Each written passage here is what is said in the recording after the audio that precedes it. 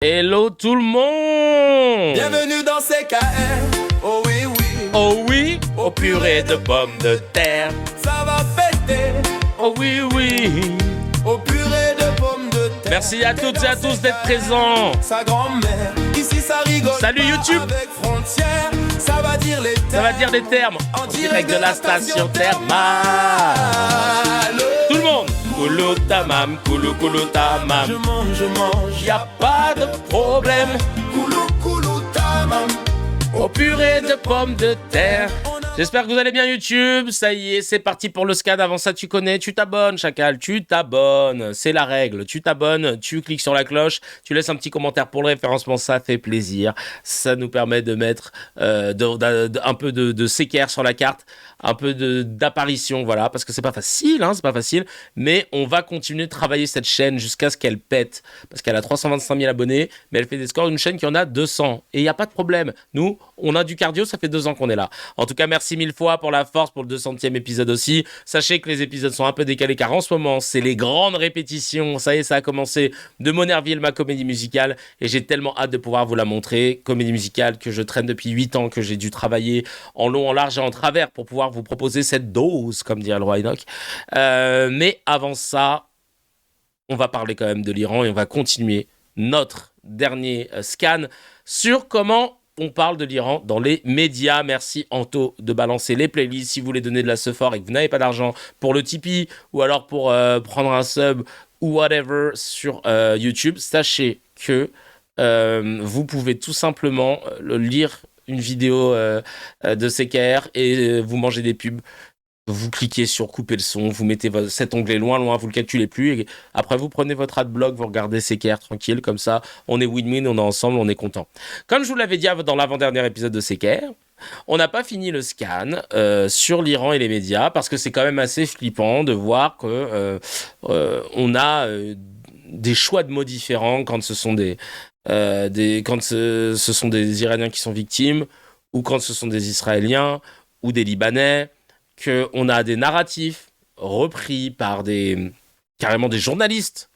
On l'a vu avec Laurence Ferrari, qui est partisane, qui défend bec les ongles Israël et qui l'a dit elle-même.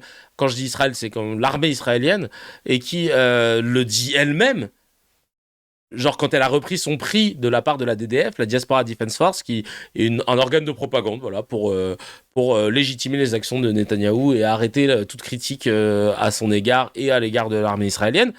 Et en fait, elle était toute contente de dire « Toute ma vie, j'aiderais et je défendrais. » Tu vas dire « Mais cousine, t'es journaliste en fait.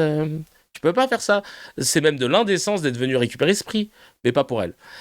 Et il y a quelqu'un qui en parle super bien sur Insta et sur TikTok, c'est Profbate. Profbate. On va regarder sa vidéo, c'est du petit lait, c'est 2 minutes quasi 40, du petit lait. Ça, c'est les Iraniens dans de nombreux médias en France. Ils remercient les États-Unis et Israël pour leur attaque. Et ça, c'est les Iraniens dans presque aucun média.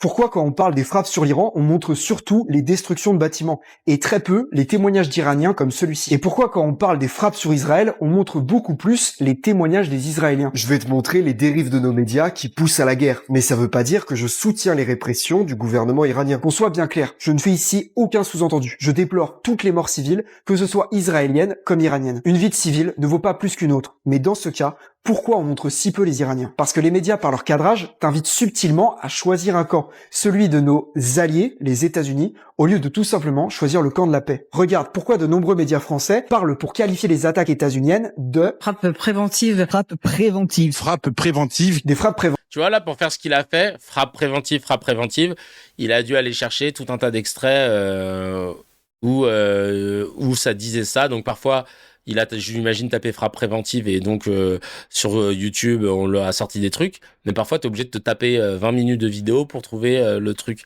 Et l'outil Ziteo qu'on a créé avec mes potes, ça permet justement de te dire « Ah, je veux faire une compilation frappe préventive. » Tu tapes frappe préventive sur Ziteo, tu choisis les chaînes d'information que tu veux couvrir et tu remontes à 2, 3, 4 jours.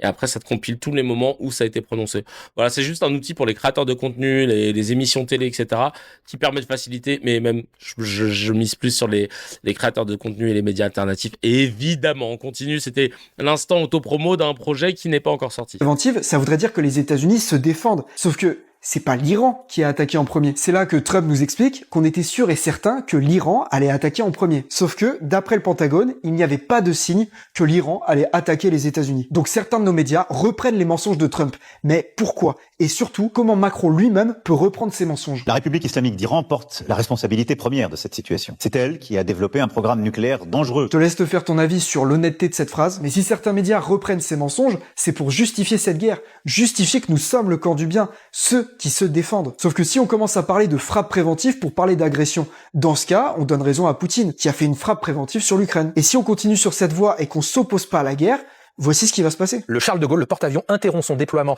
en mer Baltique pour rejoindre la Méditerranée orientale. Je t'annonce que nous venons de rentrer en guerre, selon la définition de la Convention de Genève. Je t'invite à voir la super vidéo d'Yann Toucourt sur le sujet. Mais le pire, c'est que l'Iran voulait la paix. C'est Trump qui l'a saboté, pas l'inverse. Parce que le jour même de l'attaque des États-Unis, l'Iran acceptait de ne plus jamais chercher à développer l'arme atomique. C'est ce que Trump prétendait vouloir. Et pourtant, il a rompu les négociations. C'est elle qui a développé un programme nucléaire dangereux. Factuellement, les États-Unis sont la première menace pour la paix mondiale et les premiers fauteurs de guerre. Pourtant, tous nos médias t'encouragent à les soutenir. Et on peut prédire l'avenir. Si l'opération des États-Unis réussit, ce sera comme la Libye, comme la Syrie, comme l'Irak, comme l'Afghanistan. Des pays ravagés pour des dizaines d'années et des peuples qui en payent le prix fort. Le courage, c'est de totalement refuser la guerre et l'interventionnisme, malgré la propagande et même si on déteste le gouvernement iranien. Parce que les bombes n'apportent ni la démocratie ni la liberté. Le savoir est une arme, alors abonne-toi. Aïe, aïe, aïe, aïe, il a dit les termes, hein, en direct de la station thermale, vraiment. Oui, il y en a qui me posaient des questions de quoi je parlais, je l'avais montré la dernière fois, je peux vous le remontrer. C'est un truc qu'on a développé il y a quelques années. Là, on a un MVP, je crois, ce qu'on appelle ça comme ça dans le milieu de la tech. Ou un POC. On a une version POC, Proof of Concept, de Ziteo. Et le principe, ouais, c'est de pouvoir faire de la recherche dans des images que tu possèdes ou des images qui ont été enregistrées à la télé, etc. À travers des mots-clés ou même de la recherche par émotion. Genre, je cherche, peut-être si t'as plus le truc précis, je cherche un passage en plateau télé où deux personnes se sont énervées et je crois qu'ils parlaient du voile. Bon, il n'y a que CNews qui va ressortir, mais hop, au moins ça te met le passage. Et ça va être un game changer pour pouvoir faire de la recherche de dossiers. Ça s'appelle Ziteo. Ça vient du grec, qui veut dire... chercher pour trouver, je crois, c'est ça. Je dis pas de bêtises. Ça se trouve, je dis des bêtises, mais en tout cas, je sais que ça vient du grec. Moi qui ai trouvé le blaze. Vous cherchez un extrait précis à la télévision ou à la radio? Un seul mot vous suffit. Et vous trouverez tout ce que vous cherchez. La rentrée des classes. La rentrée. À la rentrée, un passe. Une seule voix suffit. Et vous pourrez l'analyser. Moi, de voir ça. Et découvrir toutes les fois où cette voix a été diffusée à la télévision ou à la radio. Un seul visage C'est ma pote Margot qui a fait la voix. On dirait, elle parle comme une IA, c'est marrant. suffit. Et vous trouverez toutes les fois où ce visage est apparu. Cette solution s'appelle Ziteo. Et je vous dire qu'avec ça, on va être terrible quand je vais prendre la tête de l'Arcom. Ouais, il y a un endroit, à un moment, ils ont dit... ou alors quand il y a une chaîne qui va dire, mais on ne parle pas d'islam tout le temps. Ah bon? Alors, islam, c'est news sur les 10 derniers jours.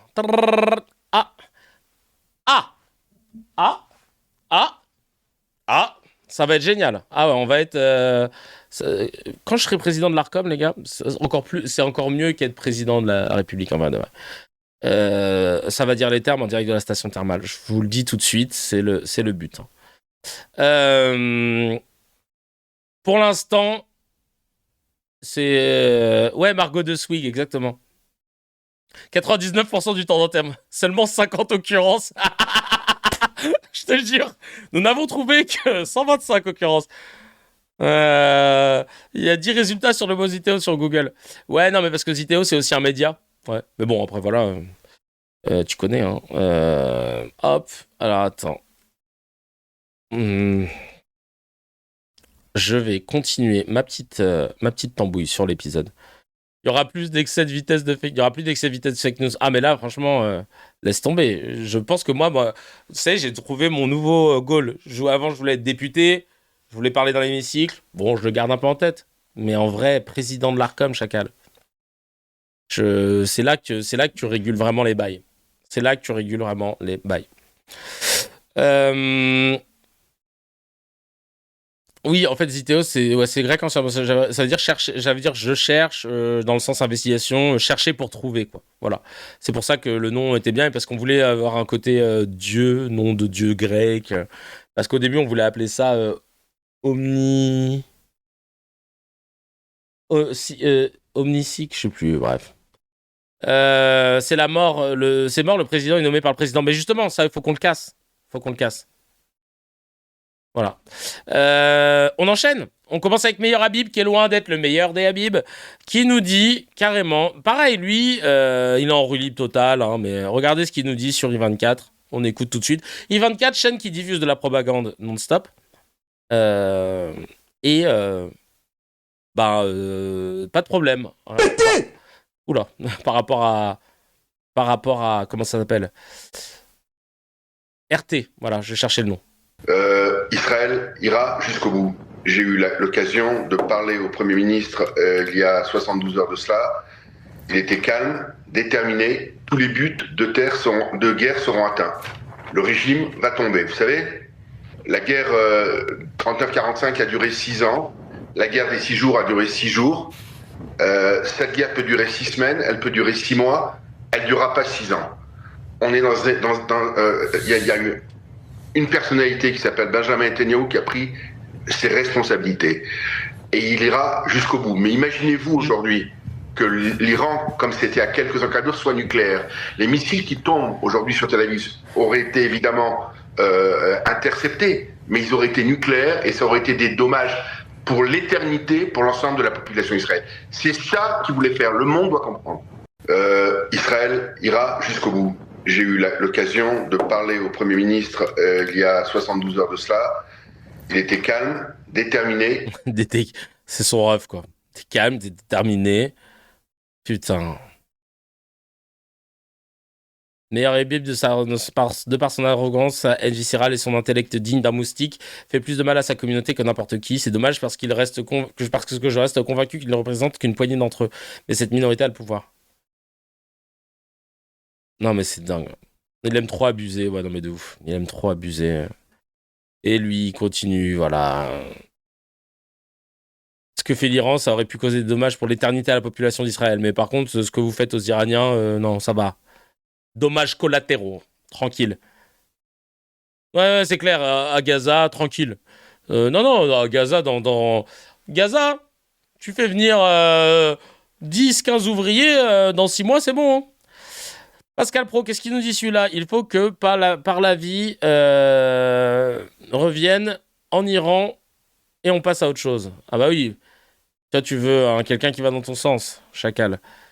C'est le fils du chat, c'est ça?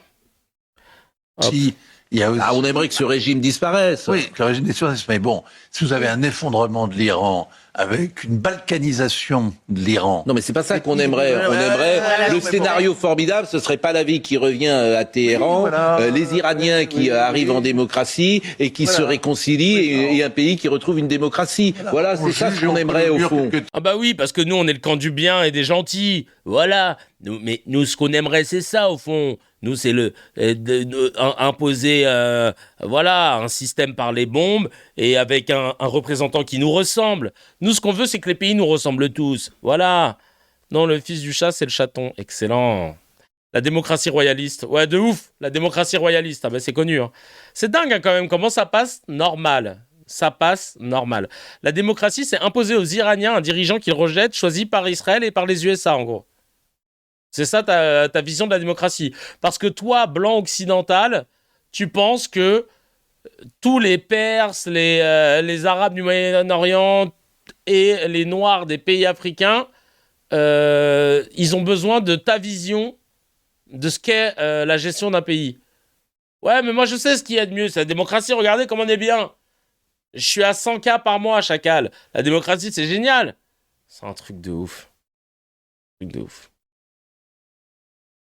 On continue avec ces sous-merdasses là. Dans les grandes gueules, ils nous parlent du du poisson. C'est leur façon de parler de l'Iran. Tiens, on va regarder, c'est quoi ça? Coup de gueule de Kamal le poissonnier. Allez acheter du Findus, je n'ai jamais eu les prix de poisson aussi élevés. Ah ouais. Donc moi, mon concept, c'est donc mon entreprise, la pêche dans l'assiette.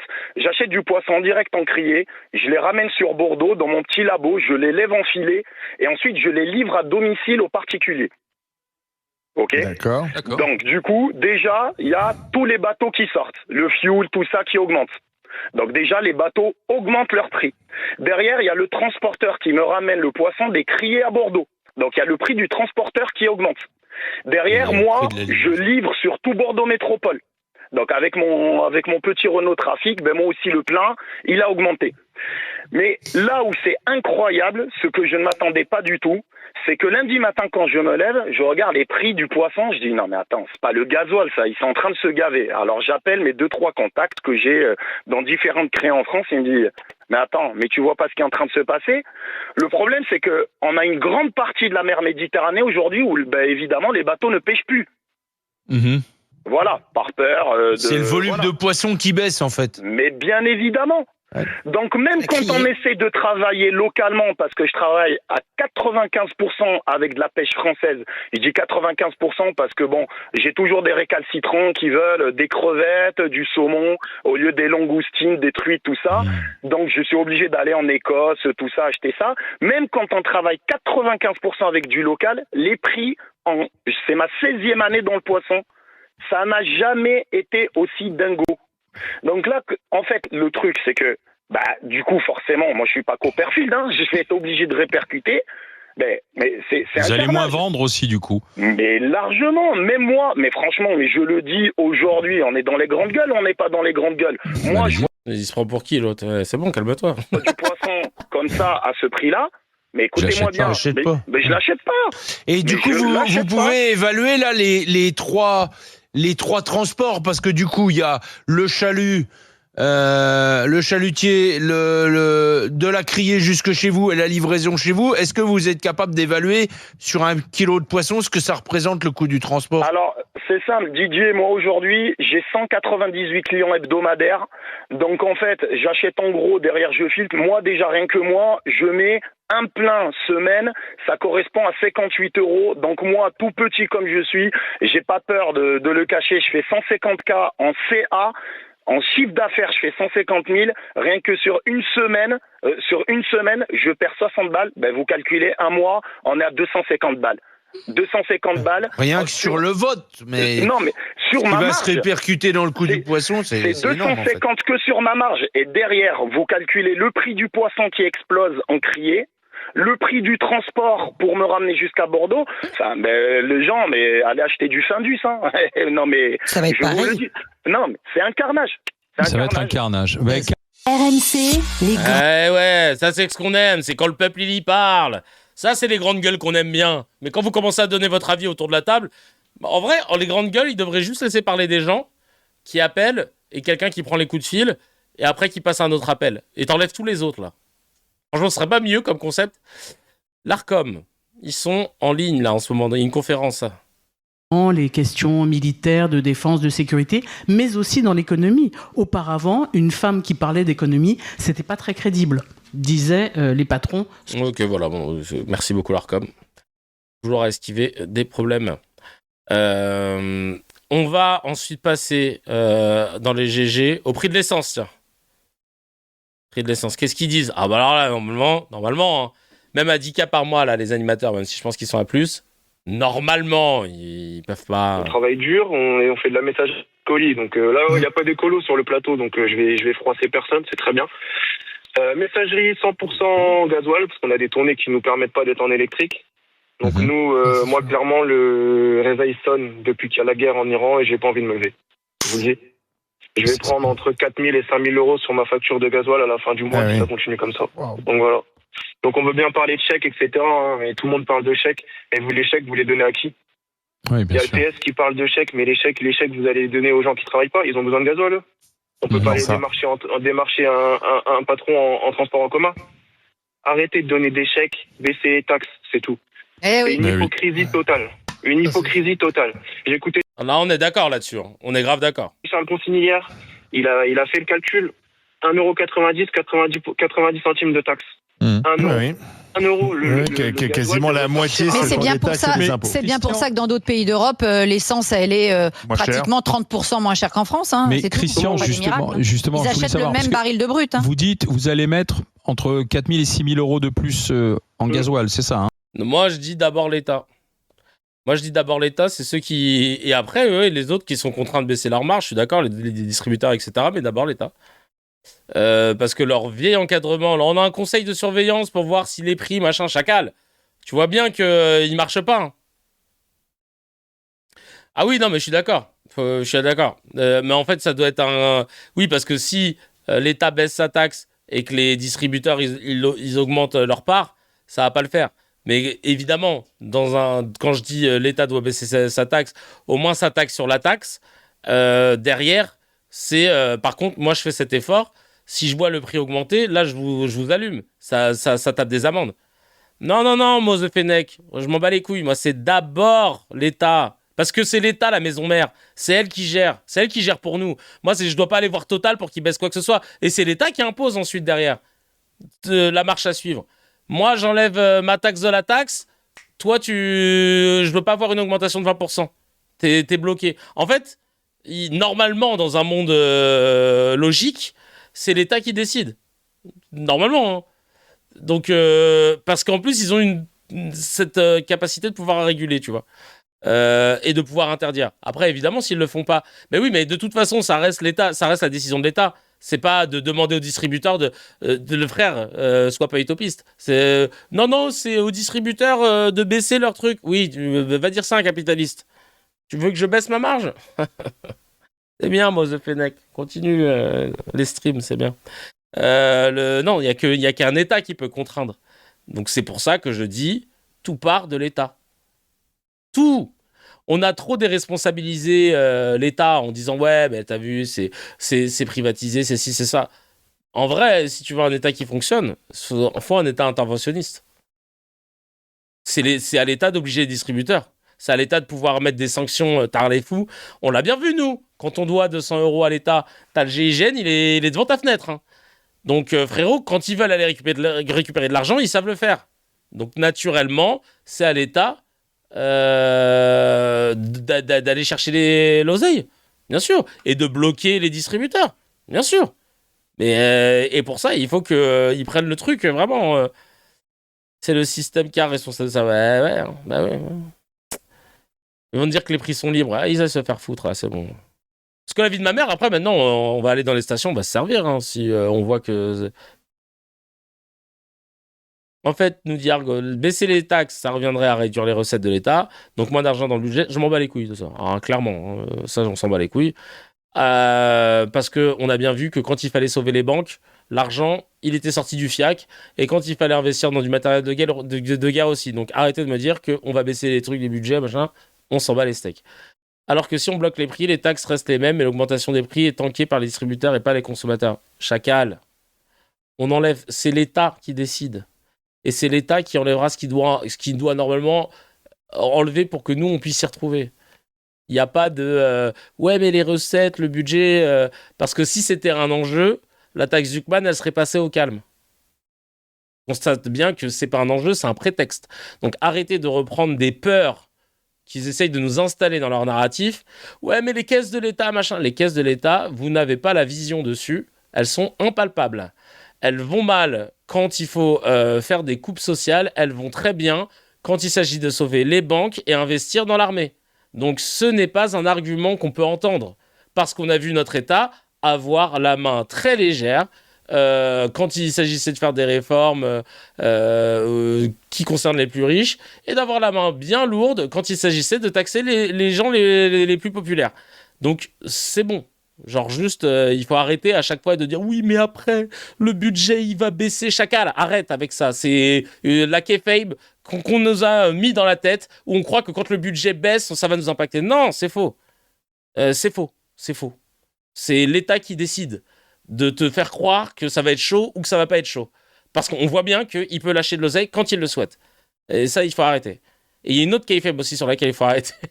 dans le narratif, parce que je voyais Nafta hier, qu'on embrasse, une de nos modos, qui nous disait il fallait voter pour les municipales, même si on n'a pas envie, machin, parce que... Et j'en parlais aussi avec Cécile, Lady CC. Là, je fais une parenthèse. Moi, je disais, j'incite plus les gens à voter, mais juste pour les élections municipales, comme ça concerne ta ville, et ça concerne ton quotidien, évidemment, que c'est important que tu choisisses l'humain qui va te représenter, parce que soit il y a des antécédents qui font que c'était quelqu'un de ta ville qui était très impliqué, etc., et ça ne correspond pas, en tout cas, à une couleur politique. Et Cécile me disait, non, mais il faut aller voter quand même pour quelqu'un, même si c'est pas ta couleur politique, il faut que ce soit... il faut que tu votes pour un parti de gauche, LFI, machin, parce que sinon, pour les sénatoriales, c'est les maires qui votent, et du coup, on n'aura pas assez de sénateurs. Eh, mes frères, c'est-à-dire que je vais devoir voter pour quelqu'un qui a jamais mis les pieds dans ma ville, et je sais pas ce qu'il vaut, parce que une fois dans son mandat, il va voter pour un sénateur. Mais c'est-à-dire, le reste du temps, je dois fermer ma gueule et accepter le fait qu'il ait une politique de ville qui, potentiellement, ne me convient pas. Non, les élections locales, on peut pas... C'est pas à nous de rentrer dans le jeu de la politique. En mode, je vais voter pour un bon maire parce que derrière, il pourra voter pour un sénateur chacal. C'est pas à toi de faire ça. T'es pas dans House of Cards. C'est pas ton parti, c'est pas ton... Et le Sénat, excuse-moi, mais quelle est sa puissance ? Ah, on n'est pas d'accord avec ça. Ok, on va refaire voter quand même. Super. C'est fini le Sénat Tarmonerville à l'époque. Hein. Non, on n'est plus dans ça.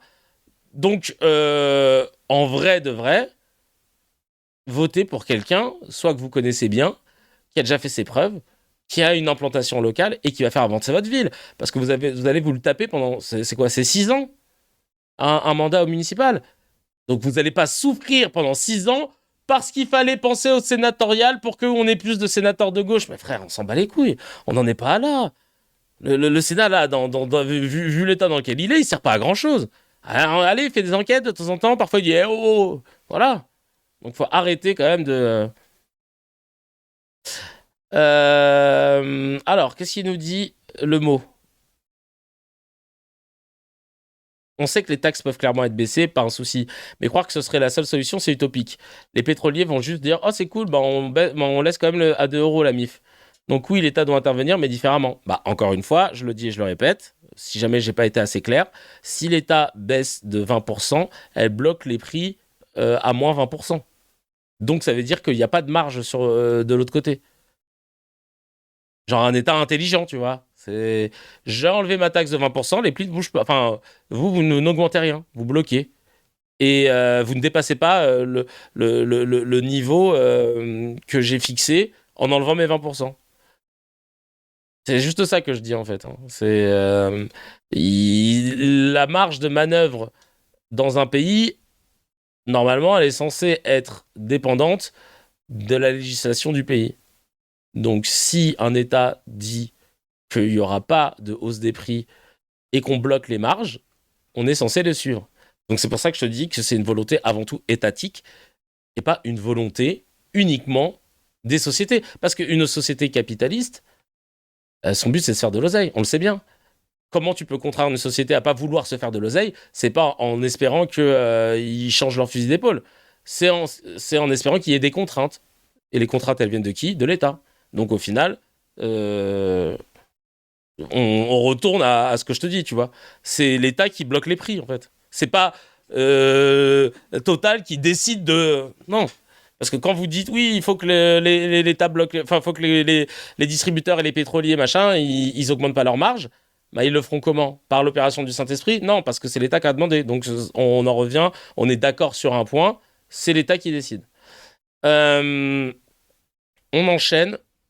Problème, les ingérences des lobbies pétroliers. Et voilà, on y revient. Hein. Donc, en fait, c'est l'État qui décide de se laisser soudoyer, quoi.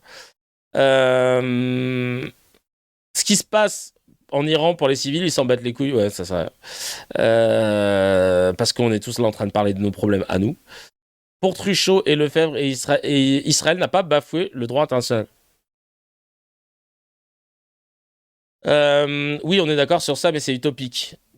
L'État intelligent, on en est loin, MDR, ils peuvent déjà décider de bloquer en l'État à 1,50 €, même sans baisser les taxes. En tout cas, dis-moi ce qui est le plus utopique. Un État qui bloque les prix ou alors ce que tu nous proposais précédemment. D'ailleurs, j'ai pas compris vraiment comment tu penses qu'on pourrait s'y prendre, à savoir que non, mais c'est les pétroliers qu'il faut. Oui, mais ça veut dire quoi? C'est les pétroliers qui doivent baisser leurs trucs ou qui doivent bloquer leurs prix? Qui doit contraindre les pétroliers de faire ça? L'État. Donc, voilà. On y revient. Et le lobbying, voilà. Le lobbying fait que l'État, encore une fois, on revient toujours à l'État. C'est l'État qui gère. C'est pour ça que je mets toujours la contrainte sur l'État, tu vois. Et que l'État, quand elle décide de faire quelque chose, il faut qu'elle le fasse dans sa globalité. Voilà. Bref, le bar du Sénat, rien que la phrase est folle. Ah oui, c'est le bar du Sénat, putain. Allez, on regarde cet extrait de Truchot. Le droit international a été bafoué. On se retrouve impliqué dans... Non, il n'a pas été bafoué. Ça se discute. Non, il n'a pas été. Vous pouvez me citer des guerres qui ont été faites en vertu du droit international. Citez-moi des guerres faites en vertu du droit international. N'inversez pas la chose. Le droit international n'a pas été bafoué, donc vous me dites. Ah non, le droit international n'a pas été bafoué quand vous avez un État menaçant, un État comme l'Iran qui massacre son peuple et qui menace tous ses voisins, qui ne respecte pas le droit international. Ça s'appelle la légitime défense des démocraties. Excusez-moi. Bah non, c'est pas ça le droit international en fait. Donc ferme-la. Si vous ne savez pas ce que c'est, fermez-la en fait. Une agression, c'est quand t'attaques quelqu'un. C'est pas quand t'as brûlé le drapeau de quelqu'un pendant une manif. C'est pas du tout contre le droit international. C'est un truc de ouf. Hein. Alors eux, dans la Cuenta, mon frère, la Cuenta qui est en train de monter Francesca Albanese et qui est évidemment depuis 2 ans notre cœur de combat, ça va être chaud pour eux. C'est quand même dingue, hein. Je suis choqué.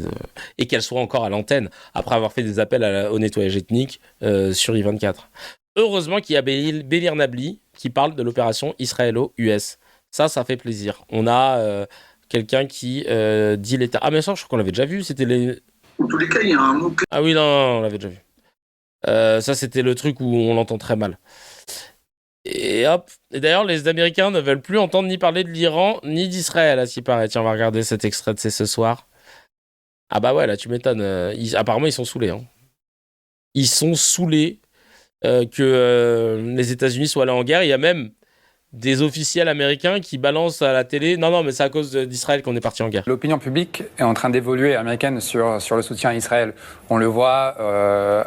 côté républicain, avec certaines franges, je dirais les plus extrémistes en réalité aujourd'hui, du mouvement MAGA, qui sont de plus en plus critiques d'Israël. Mais ce qui est peut-être plus intéressant, c'est ce qui se passe du côté démocrate, parce qu'il y aura sans doute un après-Trump. Moi, j'ai foi dans les institutions américaines et dans le peuple américain, donc il y aura un après-Trump. Et quand les démocrates vont arriver au pouvoir, en fait, ce n'est pas le même parti démocrate qu'il y a 5 ans, 10 ans. Ils ont beaucoup évolué sur la question, sur le soutien américain à Israël.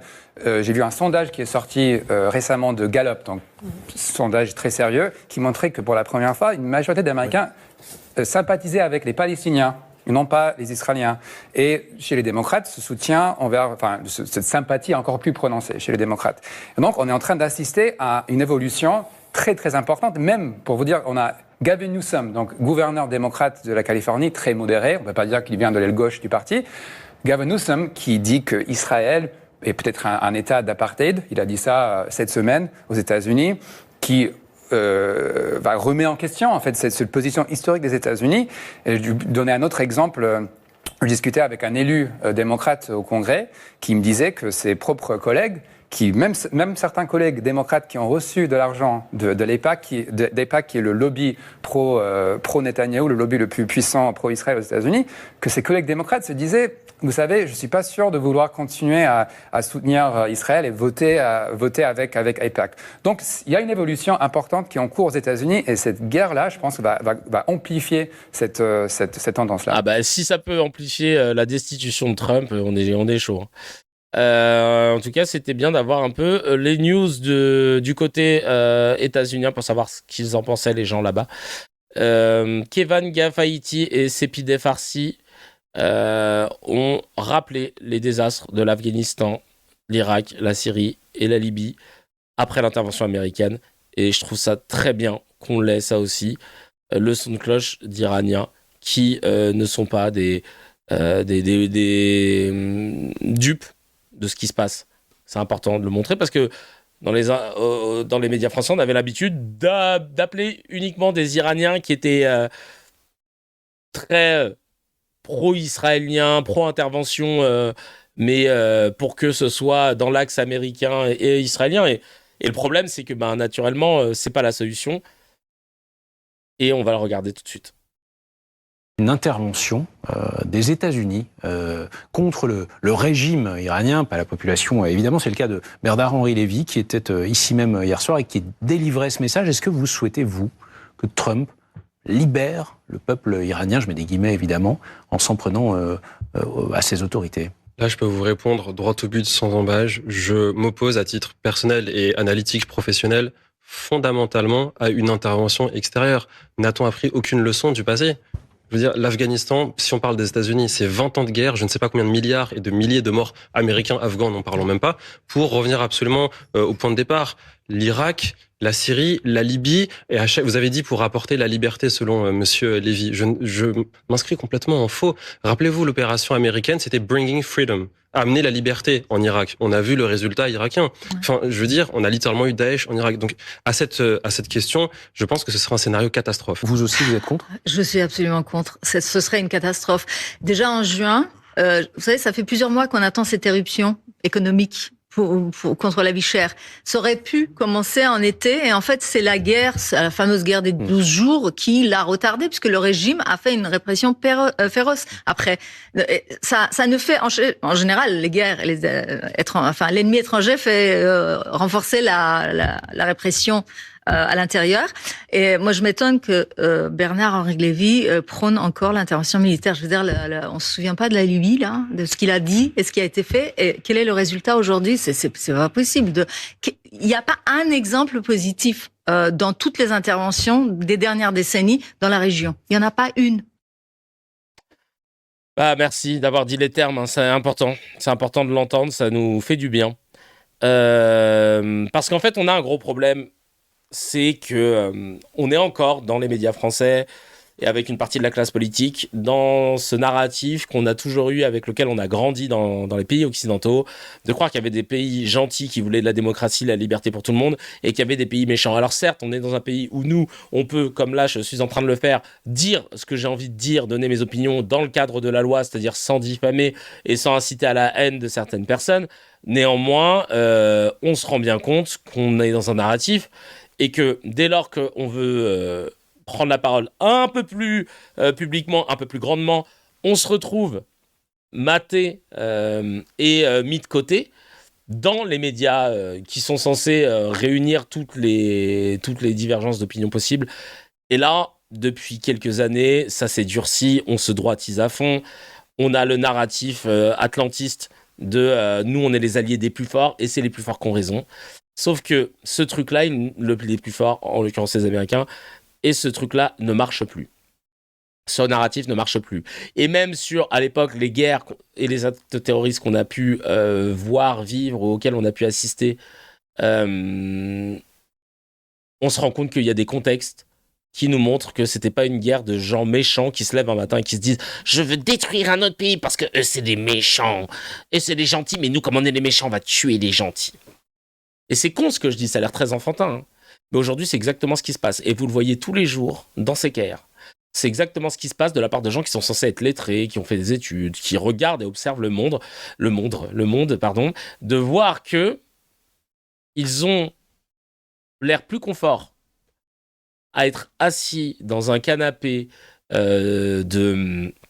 assis dans leur canapé de narratifs préconçus, plutôt que de penser en dehors de la boîte, comme ils disent les Américains. Enfin, cette expression anglaise, outside the box. Et hier, il s'est passé quelque chose qui a été relayé partout. Et je vais finir là-dessus le scan. C'est cette vidéo de la réalisatrice, essayiste Safia Azedine, qui a été invitée pour son nouveau livre Mémoire sous scellé chez Pascal Praud sur CNews. Propagande d'extrême droite à ce fond, etc. Et là, il s'est passé un instant suspendu comme on aimerait en voir plus souvent. Safia Azedine parle de tout ce que je vous ai dit, en référence à l'Iran, en référence à la situation actuelle. Et elle a dit les termes en direct de la station thermale. Alors là, elle était en plein centre, exposée plein sud. Elle a éteint la lumière sur le plateau, exactement, Pastorati. On regarde tout de suite. Les 2 premières agressions américaines en Irak, j'appelle ça des agressions, ils appellent ça des guerres du Golfe, mais non, ce sont des agressions. En fait, personne n'a été inquiété, alors qu'on sait que les 2 étaient justifiés par des mensonges, et personne n'a été inquiété. Il y a eu 1 million de morts en Irak, et donc voilà, en fait, c'est un peu cette disproportion morale qui commence à m'insupporter, enfin qui m'insupporte, parce que c'est vrai que dès qu'un arabo-musulman fait un faux pas, on dissèque, on analyse, on en parle, on amplifie, alors que quand les Américains ou l'Occident commettent des crimes atroces au Moyen-Orient, pas grand monde en parle, et surtout, on a absolument la preuve, je parle que de faits, que tout était faux. Vous le savez, en tout cas, bien sûr qu'il y a une colère, encore une fois, on en parlait tout à l'heure, de cette disproportion qu'il y a entre les actes commis par un Occident contre le monde arabe qui aujourd'hui ne peut pas aimer l'Occident. Vous voyez, ça a duré depuis trop longtemps. Donc, c'est non pas pour accuser, mais en tout cas pour rééquilibrer, pour redonner un peu de profondeur et de mémoire à ces gens, parce que à force de piller, il y a 600 000 objets qui ont été pillés en Irak. Je ne vous parle même pas de l'Afghanistan, de la Libye, etc. On efface un petit peu les preuves que ces peuples ont été là. On efface un petit peu leur mémoire. On efface aussi le fait que finalement, il n'était pas si important dans le passé, mais c'est notre colonne vertébrale, la mémoire. C'est ce qui nous permet de dire, il y avait quelqu'un derrière moi et il y aura quelqu'un demain. Et à force de piller impunément ces pays, en trouvant toujours des prétextes moraux, sécuritaires, eh ben, on a l'impression que finalement, le Moyen-Orient, maintenant, c'est un peu un terrain vague qu'on peut exploiter, administrer à notre guise. C'est uniquement un petit peu de justice que je réclame à travers ce livre. Il faut peut-être dire... Georges Fenech. Non, je voulais simplement... Je partage entièrement ce que vous venez de dire, mais... Attention, Georges Fenech va vouloir intervenir. Quand je te dis que là, c'est dans les meilleurs d'or, c'est le Kullu Tamam d'or, dans la catégorie Kullu Tamam, écoutez, appréciez. Je pense que cette séquence va gagner. Après, je ne veux pas inciter les votes. Mais le Kullu Tamam d'or, c'est maintenant. Vous permettez de dire quand même quelque chose, c'est que si les Américains qui ont menti, etc., sont intervenus, c'est parce qu'il y a quand même eu le 11 septembre. Ils ne sont pas arrivés comme ça. Oui, mais... Il y a eu le 11 septembre, il ne faut pas l'oublier. Alors, je comprends, mais il n'avait pas à mentir, donc, sur Colin Powell avec sa petite fiole de lait. C'était faux, donc c'est un mensonge, donc c'est un crime. Et puis, il y a eu le 11 septembre, très bien. De quelle nationalité étaient les passeports qu'on a soi-disant retrouvés par terre ? Saoudiens. Est-ce qu'ils ont attaqué l'Arabie Saoudite ? Non, je vous demande. Ils sont allés attaquer l'Irak. Pourquoi n'ont-ils pas attaqué l'Arabie Saoudite ? Aïe, aïe, aïe, aïe, aïe, aïe, aïe. Oh, purée de pommes de terre. Aïe, aïe, aïe, le silence. Mon Dieu, Seigneur Marie-Joseph. Ah ouais, Windows XP shutdown. Aïe, aïe, aïe. Aïe, aïe, aïe. J'ai entendu les morts. Oh là là, j'ai tout entendu là. Oh, j'ai entendu mon daron en train de faire du ping-pong à l'île Maurice là, tellement il n'y avait plus de bruit. Oh là là, c'est incroyable. Incroyable. Oh là là. Aïe, aïe, aïe, aïe, aïe. Kullu Tamam d'or direct. Merci beaucoup, Safia Azedim. Cette clim, poil hérissé, chacal. Ah ouais, vraiment incroyable. Chacal, si tu as kiffé l'épisode, appuie sur abonne-toi, mets un petit j'aime et clique sur la cloche, ça fait plaisir. Pour voir l'épisode en entier, c'est sur la chaîne CKR Replay que ça se passe. Il y a le lien dans la description et évidemment, l'épisode en entier est disponible sur toutes les plateformes de podcast, Spotify, Apple, Deezer.